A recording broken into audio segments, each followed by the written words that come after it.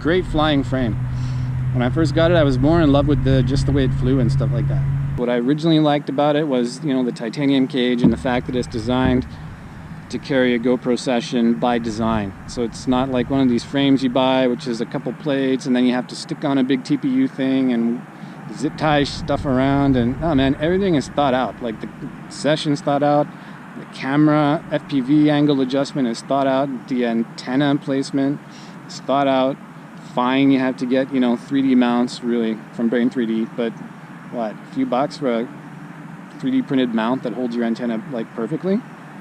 And that's the crossfire antenna I'm talking about. Totally worth it. If anything, I love this thing more because we've been on a great adventure. I've flown this thing for a year. I've taken it like everywhere I can possibly find to fly in this town. I built them in a certain way and they have just never really let me down. Like, they've allowed me to do stuff, so I haven't been fiddling with setups and quad builds and changing stuff. I've had the same setup all year and I've just been focusing on trying to fly better, because I think, you know, sidetrack, I don't want to sidetrack, but I think a lot of guys get into like the whole building new stuff thing more than focusing on their flying skills, and I really wanted to just not suck at flying. I just wanted to sort of try fly better, try make some cooler videos or something. You know, I just wanted to expand, right? And this frame was the perfect platform to do it. Carried the session. I haven't broken a session since I started using these frames. Carries it perfect, flies awesome. It's basically let me fly so many new spots. And I'll admit it, I'm risk averse. I am scared when I fly in bandos, man, because I don't want to break my stuff. But you gotta kind of power past that, and you know, it's hard to say. It's a hard thing to tell people that you need to throw your quad at the friggin' wall and break it. It's a stupid thing to do with a $700 piece of equipment like a quad. But to do that successfully, like, you're always gonna have some crashes, but I think you gotta have a frame that you've got confidence in. And when something goes wrong, that frame has got to be easy to repair. And ideally, you know, it absorbs a bunch of the damage without you having to repair it, which this thing does. The titanium cages, I haven't broken them. I haven't broken anything in the titanium cages for a year. So that saved my FPV cameras. I broke one all year. I don't know how, I just did. I broke one FPV camera. Haven't broken a GoPro, like I said. I have broken a lot of arms. I've bent a lot of motors. But, you know, that's like a 5-minute repair or a 10-minute repair, even if I have to resolder stuff. It's like I pull the arm off, put the arm on. I don't need to get into my stack, whatever. I don't even need to take the top plates off this thing. And I just keep flying, right? So that's kind of my approach. I don't think there's any such thing as a frame that's like never going to break no matter what you're going to do. Everything's going to break. But this thing breaks really well. Like, when you break this thing, you've done something pretty friggin' nuts, man. And you know what? If you've done something pretty friggin' nuts and you break something, suck it up, fix it, get back in the air. When I do wad it up and something breaks, you know, I feel, yeah, that's my fault, man. Like, you know, if I'm here, right, and I, you know, do a power loop and I smash a beam and the quad lands on the floor and something broke on it, I can't complain about the frame. No, dude, like, that would be ridiculous. But I did that today, and this frame is still flying. Nothing broke on it. I mostly break these arms when I drop down from really high distances, or if you're going maybe ultra high speed into something and you shear an arm off. I've seen other guys do that. It hasn't happened to me. Now, anything is gonna break. I love the way this thing breaks when it goes down. Like, it absorbs tons of damage. Tons of damage. Again, I was flying here today. I've smashed off these concrete beams. I've smashed into the concrete floor. I flew into a weed over here. And yesterday I was flying the same quads in an abandoned village, and I was smashing it into brick walls and into little like holes and gaps and stuff, and the quad nothing broke on the quad except props, and maybe I bent a few motor bells. Motor bells are $11. If and when I need a new arm, I have a stash. I just replace arms. I can see why the chameleon tie came out. I get why guys like that. I haven't tried it, so I don't know if it would, like, that thing, for me to like it, I know it's going to be more rigid. You're not going to have the arms moving and all that kind of stuff, and you probably have more room inside. Granted, okay? I don't dispute that. Great. What I don't know is at what point that thing is going to break. It would have to be damn near indestructible for me to want one of those frames over a Rooster, because I'm pretty sure I could break the arms on those things, and when I do, then I need to like just tear the whole quad apart, and that like is really annoying to do. And it's hard for me to say that, because the same thing applies to the Marmot too, in a way. Like, the Marmot's a freaking amazing design. They finally have the whole, you know, cage adjustable in the front and everything, and they have shaved grams and improved stuff everywhere, new carbon. And I don't know, I'd be curious to try a Marmot, man. But the thing is, if arms do break on that thing, that would be a total deal breaker for me, because then what do? Then I'm back to like complex, you know, like I have to put in a new bottom plate, I have to take out my stack, open everything and put it back just for an arm breaking. So I break an arm and a lot of hassle, basically. That's what it end up being. Now, for all I know though, it's not going to break an arm. Like, I haven't tried either of them. I don't know. They might withstand my piddly level of flying and just laugh at it. The advantage I think they've got is they're a little simpler than the Rooster. They don't have the flexing arms, although the flexing arms on the Rooster have never affected my flying.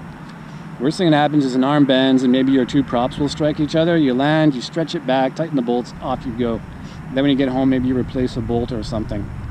I can't say enough good about this Rooster. The funny thing is, I was reading the posts on the whole Armattan like Facebook page, and like Chris, the owner of Armattan, kind of mentioned that they had over-engineered the Rooster cage in a way, and I found that amusing, right? Because like the effect, the comment was like, yeah, when we did the Rooster, you know, we kind of over-engineered the titanium cage, and only like a handful of dudes have ever broken one, and so they took a little more liberty on the Marmot, I guess, to make it more sophisticated and be able to pivot and stuff like that. And I found that comment really interesting, because that reminds me of the car world, right? So in the car world, you have Mercedes-Benz in the 80s, like the 70s and the 80s Mercedes-Benz. So they used to build a small car, a medium car, and a large car. And Mercedes-Benz's approach back in the day was they built the best small car, the best medium-sized car, and the best large car. And that was their approach.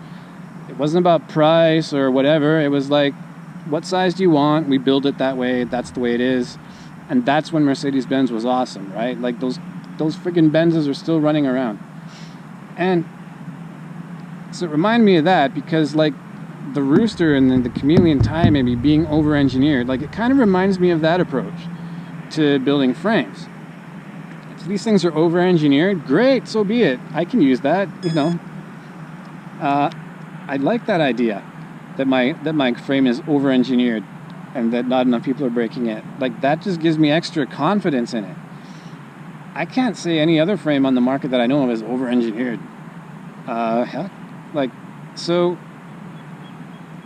I'm super interested to try the Marmot, because it's just sexy and I love the design of it, and that new carbon will be interesting. I would love to try one out, but I feel absolutely no need to change my setup. Like, I don't even have a plan to change my setup, man. Like, the only thing I would do if I had money is replace my steel motors with brand new fresh steel motors and swap it up to KISS V2, and that's it. That's all I would change on this thing. Like KISS V2 and the KISS 4-in-1. That's the only things I would change. I'd basically just rebuild this thing with the newer version of what it's already got in it. But I honestly have no plans, because I don't feel there's a need to. There's nothing annoying me about this setup at all. It's let me do wonderful things, and the fact that I'm not messing with my build all the time just lets me focus all on my flying, you know. And I've progressed quite a bit, I think. And you know, I still see all this, like this whole road of stuff that I wish I was better at in flying. But if I'm going to be flying in spots like this, like abandoned, you know, concrete spots with iron and stuff, if I'm going to do this stuff, I need to trust my gear. I don't know. Someone somewhere has said that phrase before. I know. But yeah, okay, I gotta have the confidence. Before I rock up at a spot like this, I wouldn't even bother with a spot like this with like any other frame that I know of. I would be super scared. and I'd be more nervous and more jittery and whatnot, and I don't know, this frame just lets me fly the way I want to fly, where I want to fly. And as a result, I've had a really awesome experience this year. I've flown more different spots than I've ever flown in my life. I've flown better than I've ever flown in my life. And this is the frame that got me there. And I think if I went another year with this exact setup, I'd still be happy. So yeah, my review of the Rooster after a year is that I still love the Rooster, and I'm probably going to still, keep flying it for the next year, I think. I'll buy replacement parts, I'll buy arms. I hope they keep making the replacement parts for it. Not that you need a lot, but you need some. And that's another big thing with frames. I'll only ever buy a frame that has replacement parts easily available.